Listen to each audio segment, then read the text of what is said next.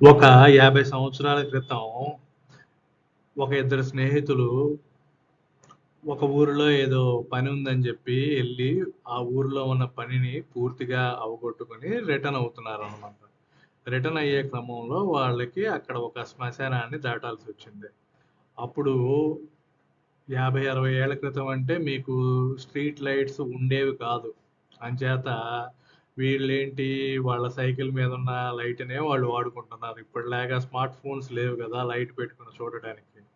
So, వాళ్ళు ఆ విధంగా కొద్దిగా ముందుకు వెళ్తా ఉంటే, ఆ శ్మశానం దగ్గరికెళ్ళేసరికి దూరంగా ఏదో నిప్పులాగా వెలుగుతూ కనిపించింది. వీరిలో ఒకతనన్నాడు, "అది కొరివి దెయ్యమేమో అక్కడికెళ్ళకూడదు" అన్నాడు. రెండో అతనన్నాడు, "దయ్యం లేదు, భూతం లేదు. వెళ్లి చూద్దాం పదా" అన్నాడు.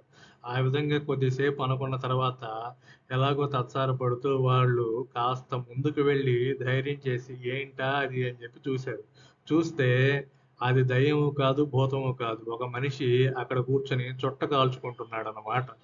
అంచేత భయము, దయ్యము అని ఏదైతే మనమందరం అనుకుంటున్నామో అదంతా కేవలం అభూత కల్పన. కానీ నెగెటివ్ ఎనర్జీస్, పాజిటివ్ ఎనర్జీస్ అనేవి ఖచ్చితంగా ఉంటాయి.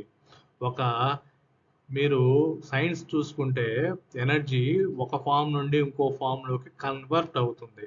అదే విధంగా ఎనర్జీని క్రియేట్ చేయలేరు, డిస్ట్రాయ్ చేయలేరు. అంటే ఎనర్జీని ఎవరు తయారు చేయలేరు, ఎవరు నాశనము చేయలేరు. ఆ విధంగా కొంత కొంత ఎనర్జీస్ అనేవి నెగెటివ్ ఎనర్జీస్ లేదా పాజిటివ్ ఎనర్జీస్ అనేవి ఉంటానే ఉంటాయి.